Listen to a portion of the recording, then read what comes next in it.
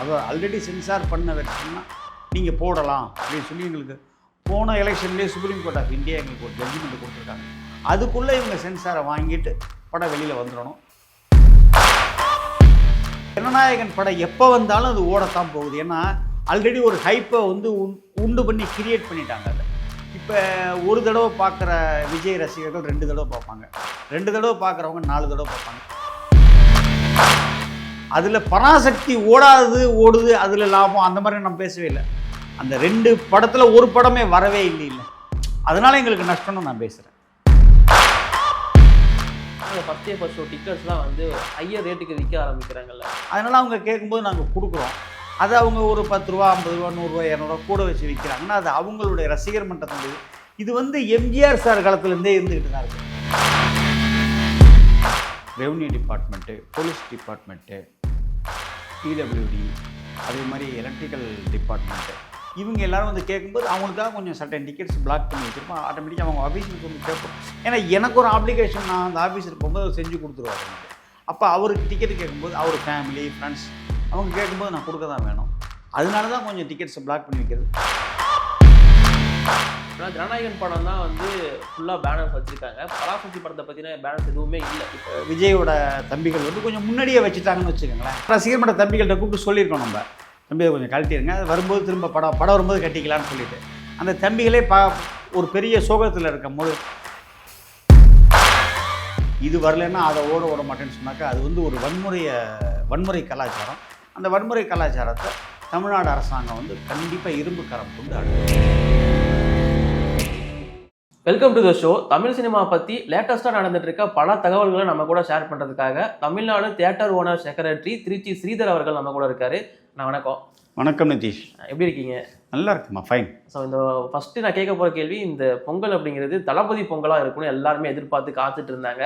இது வெறும் பராசக்தி பொங்கலாக இப்போ நின்றுச்சு. ஸோ ஜனநாயகன் படம் என்ன அப்டேட்டில் இருக்குது? ரிலீஸ் ஆகாமல் ஆகாதா இந்த பொங்கலுக்கு? நாங்களும் இது ஒரு தளபதி பொங்கல்னு தான் தியேட்டர் செக்டரை எதிர்பார்த்துட்டு இருந்தோம்.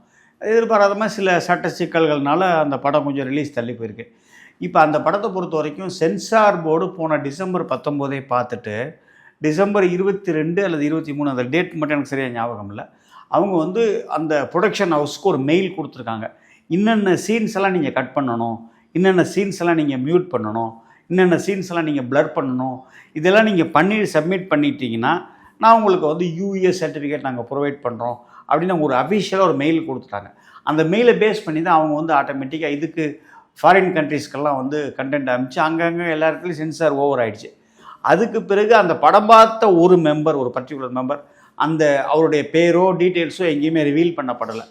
அவர் வந்து ஒரு அப்ஜெக்ஷன் எழுதி மத உணர்வுகள் சில இடங்களில் காயப்படுத்தப்படுறதாகவும் சில இடங்களில் இந்தியாவோட இராணுவ குறியீடுகள் இருக்கிறதுனாலதும் you should get special permission from the military of India அந்த மாதிரி அவங்க சொல்லியிருக்கிறதுனால அதை அவங்க ஆர்சிக்கு அனுப்புகிறோன்னு சொல்லி ஒரு மெயில் போட்டாங்க.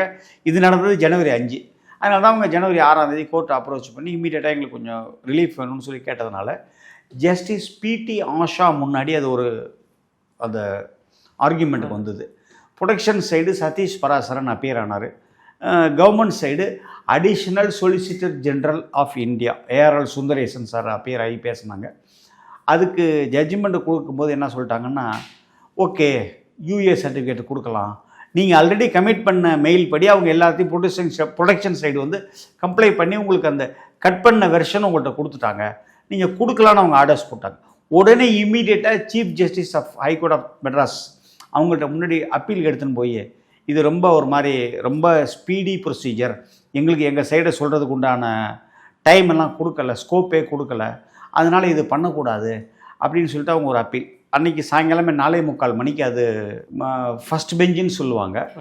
High court of Madras chief justice உட்காந்துருக்கிற ஜஸ்டிஸ் அருள்முருகன் 2 பேர் சேர்ந்து உட்காந்துருக்க பெஞ்சு அவங்க வந்து orders of justice PD Usha stayed further enquiry on 21 ஜனவரின்னு சொல்லிட்டு போஸ்ட்போன் பண்ணிவிட்டு ஆர்டர்ஸ் பாஸ் பண்ணிட்டாங்க.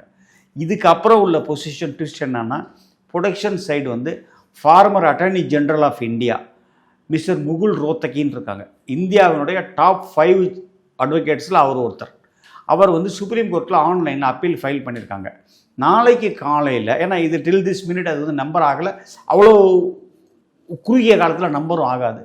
நாளைக்கு நீங்கள் எங்களுக்கு நம்பர் பண்ணி இது அர்ஜென்ட் கேஸாக இதை கேட்கணும்னு சொல்லி நாளைக்கு அவங்க ரெப்ரசன்ட் பண்ண போகிறாங்க.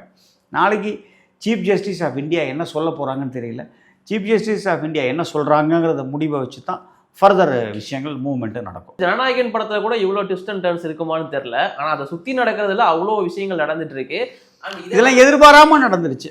இதை விட வன்முறையான படங்கள்லாம் கண்டிப்பாக தமிழ் சினிமா, இந்திய சினிமாவில் வந்துட்டு தான் இருக்கு. ஸோ அதெல்லாம் இல்லாத பிரச்சனைகள் அப்படி இதில் என்ன இருக்கு, இல்லை ஏதாச்சும் வேணும்? இந்த படத்தில் என்ன இருக்குது அல்லது என்ன இல்லைங்கிறது நம்ம படம் பார்த்தா தான் சொல்ல முடியும். நம்ம வெறும்னு டெய்லர் வச்சு நம்ம சொல்ல முடியாது. ரெண்டாவது இவங்க பத்திரிகைகளில் வர்ற செய்திகள், டிவியில் வர்ற செய்திகளை வச்சு நம்ம சொல்ல முடியாது. ஸோ படம் பார்த்தா தான் என்னன்றது தெரியும். ரெண்டாவது எல்லாத்துக்கும் மேலே இது வந்து the matter is pending before the honourable high court of Madras and இப்போ now pending before the honourable supreme court of India. So அவங்க ஜட்ஜஸ் வந்து லேர்னடு ஜட்ஜஸ் தான்.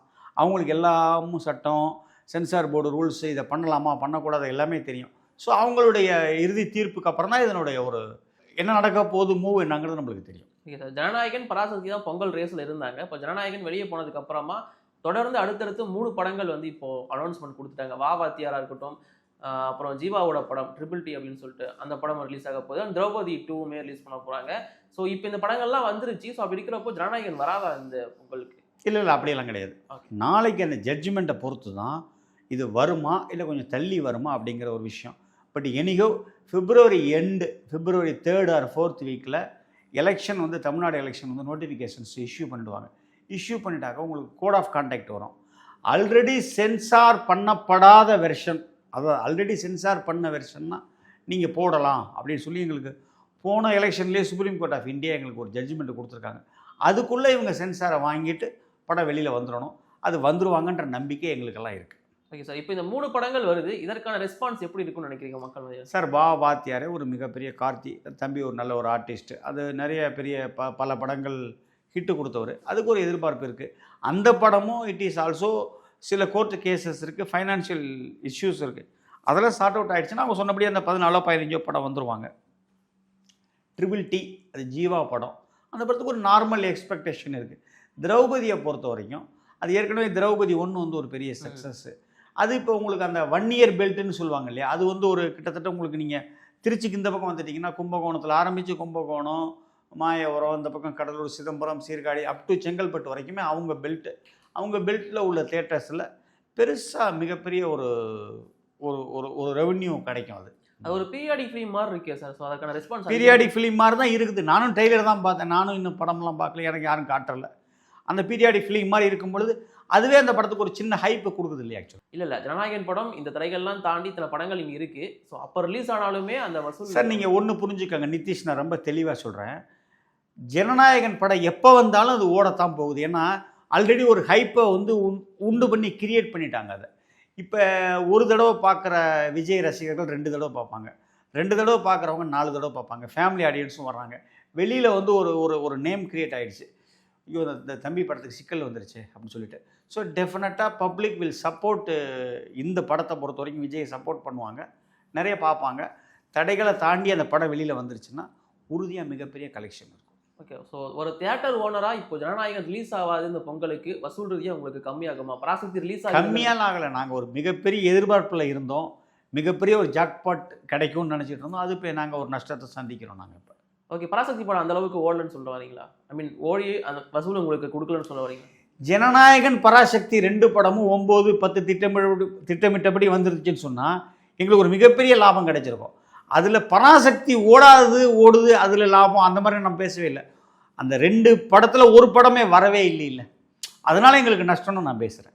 சார் இப்போ இந்த ஜனநாயகன் படம் வந்துச்சு அப்படின்னா அந்த ஃபர்ஸ்ட் டே ஃபர்ஸ்ட் ஷோ டிக்கெட்ஸ்லாம் வந்து ஹையர் ரேட்டுக்கு விற்க ஆரம்பிக்கிறாங்கல்ல. ஸோ அதை பற்றி உங்கள் ஒப்பீனியன் என்ன? தியேட்டர் சார் யாருமே ஹையர் ரேட்ஸ் விற்கலை. எங்கேயோ அங்கே 1 இங்கே 2 அது மாதிரி ஏதோ ஒருத்தர் சில பேர் தப்பு. இப்போ நீங்கள் போலீஸ்னு ஜென்ரலாக எடுத்துக்கிட்டிங்கன்னா எல்லா போலீஸும் கெட்டவங்க இல்லை, அது ஒரு 2% 1% கெட்டவங்க இருப்பாங்க. எல்லா அமைச்சருமே ஊழல் பண்ணுறாங்களா? அது கிடையாது. ஸோ எல்லா டிபார்ட்மெண்ட்டு எதில் போனாலுமே ஒரு கருப்பாடு 2 கருப்பாடு இருக்கும். அவங்க ஒருத்தர் 2 பேர் தப்பு பண்ணுவாங்க.